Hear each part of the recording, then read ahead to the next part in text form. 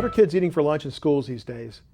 The Healthy Hunger Free Kids Act of 2010 directed USDA to update the National School Lunch Program to more closely align with the latest update to the dietary guidelines. Starting with this school year, that was supposed to mean an increase in the availability of fruits, vegetables, and whole grains. Sodium was to be reduced. Calorie limits were set to ensure age-appropriate meals. So what's happening? Are kids eating these meals and becoming healthier, or are they simply throwing them in the trash can wastefully and not getting enough to eat, as a few reports indicate? Hello, I'm Jason Huffman, Editor-in-Chief of Food Chemical News.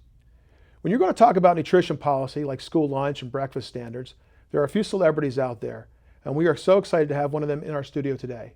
Margot Wootan is the Director of Nutrition Policy for the Center for Science and the Public Interest, one of the largest, oldest, and most regarded consumer advocacy groups to focus on food regulation. Margot has been featured in a few documentaries about nutrition, including Super Size Me and Weight of the Nation, the HBO series that was just out a few months ago. And I actually found her in the IMDb movie database the other day. You might also know Margot's employer, CSPI, has been around for 31 years. So we have a lot to cover, Margot. First of all, Margot, has there ever been a time when nutrition policy has been so in flux? There is so much more going on around nutrition policy these days than there ever has been. You know, I remember my early days at CSPI. I've been there about 20 years, and it was hard to get policymakers interested. And now we have nutrition as a top priority for the First Lady, a number of members of Congress interested in it, both in good ways and in bad ways, and the agencies working on a number of different regulations to try to help make it easier for people to eat well. Is it because there's been a change in Washington in terms of the characters and people that we have in Washington, or are there other factors that may influence this?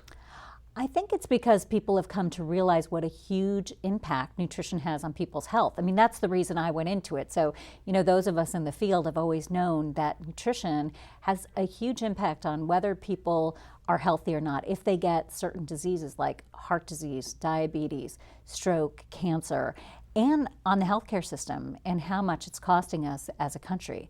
But as the obesity rates have gone up, policymakers have come to understand the same thing and gotten interested in it because it's really affecting Americans' health, and it's a huge drain in terms of healthcare costs for families, for businesses, and for governments. Now, I started at the top of the show by talking about the school lunch standards. Could you talk a little bit about what's happened with school lunch standards recently? So USDA finalized some new nutrition standards for school lunch beginning this school year. So as kids went back to school, they found twice as many fruits and vegetables, whole grains instead of refined grains, less salt, less trans fat, saturated fat. Overall, a healthier lunch. Now, some schools are still struggling to try to fully implement the standards, but really this is the biggest change to the school lunch standards in certainly 15 years and probably ever. What's your sense of how it's being received? Well, of course, the news media likes to focus on the schools that are complaining, and Right. Surprise, surprise, some high school students are whining and complaining about the school lunch program. But Not overall, just doing that, apparently they're throwing food out. That seems to be the image that they've captured. well, in schools where it's not going as well, I think there's been a little more press attention. Overall, we're hearing really good things from schools, from students, from food service directors, teachers, administrators around the country, that for such a big shift in the way kids are eating, I think it's going surprisingly well. But certainly in some schools where they had more catch-up to do, there's been a little more pushback. You know, the schools that have already been working toward healthier foods, that have been gradually increasing the fruits and vegetables and moving to whole grains, reducing the salt, those kids were able to, you know, gradually get used to it over time. For schools that weren't serving as healthy a meal, they're seeing much bigger changes. And you know, food is really personal. People have a lot of opinions about what they like to eat, including kids. And so they're complaining. In some places, they're pushing back. What schools find is they need to work with the kids. They need to do taste testing. They need to get kids' input on what menu items they like. They need to work with the kids to find healthy foods that the kids like. it's very difficult. If you're a parent, you know it's very difficult for some kids to get them to eat what you think they should be eating. Absolutely. And our food culture is affecting children's food preferences in really negative ways, that everywhere children go, they're surrounded with food and with food marketing. And the kinds of foods that are promoted to kids are not bananas and broccoli. It's fast food, sugary drinks, sugary breakfast cereals. It's exactly the kind of foods that kids should be eating less of. So, kids want to eat the kinds of foods that they see marketed. They want to have hamburgers and pizza and French fries in schools because that's what they think of as food. That's what our food culture and marketing today tells them they should want. That's the kind of food that's been most heavily marketed to them and that kids have grown to see as the most desirable things to eat. Now there's a little bit of a movement in Washington right now. A few representatives have talked about putting out legislation that would actually kick back the Healthy Hunger-Free Kids Act and push back some of the standards that have been set in school lunches.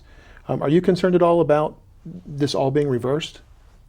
One of the things that really concerns me is how partisan the child nutrition programs have become over the last couple of years. For the first couple decades that I worked on this issue, child nutrition was the one thing you could always count on to be bipartisan. There was always a coming together of Democrats and Republicans around the child nutrition reauthorization.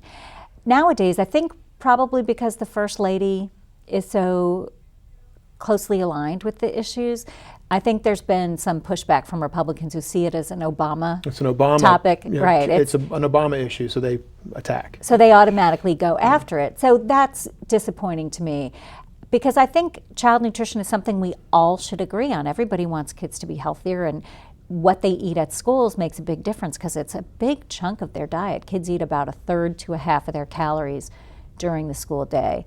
I'm not that worried about the King bill being passed, but I am concerned about the lack of bipartisanship around the issue and this conservative attack on the programs. I think some conservatives maybe don't realize too that the school lunch program has always been a national program dating back to the 1940s.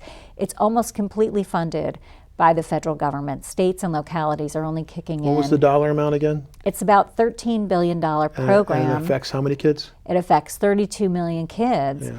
And states and localities are only kicking in around 10% of the funds.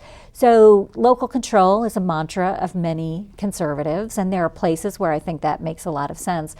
But if we're going to spend $13 billion of taxpayers' money, we should make sure that it's providing nutritious food. It's just good government. Even under the Reagan administration and other Republican presidents, they've always had nutrition standards for school lunch. These are just a little better, a little more in line with the science, a little updated. I want to spend just a minute on a sort of another issue related to the Healthy Hunger-Free Kids Act, the competitive food standards. Mm-hmm. Could you talk a little bit about what those are and where they are right now? So for years, we've been working to try to get junk food out of schools. And in 2010, when the Healthy Hunger-Free Kids Act passed, we actually were able to secure a bipartisan provision that we worked on with Coke and Pepsi and snack food manufacturers that requires USDA to update the nutrition standards for all the foods that are sold outside of the school lunch program. So the vending machines, a la carte line in the cafeteria, school stores. So USDA has written standards. None of us know what they are yet because they are buried at the White House. Well, they were required by the law to be already proposed, correct? Yeah, the law required that the proposed standards come out by December of 2011. So they're almost a year overdue. Right. I don't think we'll see them until after the election. Do you know when they went to the White House? They went to the White House in April. Okay, and they've been sitting there since. They've just been sitting there waiting like so many other regulations. Right, when we talk about FSMA, we have sort of the same issues with FSMA. Why do you think that it's been held up? You know, the deciders at the White House think that they shouldn't come out with any regulations, that they worry about any pushback. I talked to folks and said, there's huge support for getting junk food out of schools. 85% of voters think that this is a great idea. They don't think that schools should be selling candy bars and donuts and snack cakes and soda. And even the beverage industry and the snack food manufacturers agree. But I think they're worried about folks that'll, come out and complain. There's always going to be someone who complains in Washington. There'll be some particular industry that doesn't like the standards, or there'll be conservatives who say this isn't the federal government's role. You mean they can't agree on things in Washington? I just didn't, that's crazy. Shocking, especially about food, which is so highly personal Everybody to agrees everybody. on food, right? Right. Yeah.